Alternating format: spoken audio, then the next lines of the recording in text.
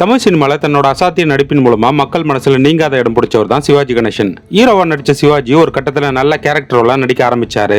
அந்த வகையில அவர் சைக்கிள் கடை வச்சிருக்கும் கேப்டனா நடிச்ச படம் தான் 1982 கே பாக்யராஜ் டைரக்ஷன்ல வெளியான தாவணி கனவுகள் படம். இந்த படம் ஷூட்டிங் ஸ்பாட்டுக்கு இயக்குனர் கே பாக்யராஜ் சொன்ன நேரத்துக்கு சிவாஜி வந்திருக்காரு. ஆனா பாக்யராஜ் சிவாஜிக்கு முதல் ஷாட் வைக்காம மத்த நடிகர்களுக்கு ஷாட் எடுக்க முயற்சி பண்ணிருக்காரு.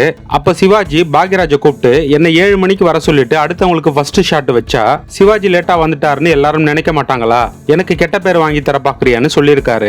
அதே மாதிரி அடுத்த நாள் எத்தனை மணிக்கு வரணும்னு சிவாஜி கேட்க அதுக்கு பாக்யராஜ் 7:30 மணிக்குன்னு சொல்ல சிவாஜியோ 7:20 பாக்யராஜுக்கு முன்னாடி ஷூட்டிங் ஸ்பாட்டுக்கு வந்து பேப்பர் படிச்சிருக்காரு. உடனே பாக்யராஜ் என்ன சீக்கிரம் வந்துட்டீங்கன்னு கேட்க அதுக்கு சிவாஜி நேத்து 2000 பேர் இருந்த பொண்ணு லேட்டா வந்த மாதிரி இருந்தது, அதான் இன்னைக்கு உன்னை பழி வாங்க சீக்கிரமே உனக்கு முன்னாடி வந்தேன். அப்பதான் அவங்க எல்லாருக்கும் சிவாஜி கணேசன் சீக்கிரம் வந்துட்டாரு, இந்த பாக்யராஜ காணாமேன்னு சொல்லுவாங்கன்னு சொல்லியிருக்காரு. இந்த சம்பவத்தை பாக்யராஜ் அவர்களே ஒரு பேட்டியில சொல்லியிருக்காருங்க.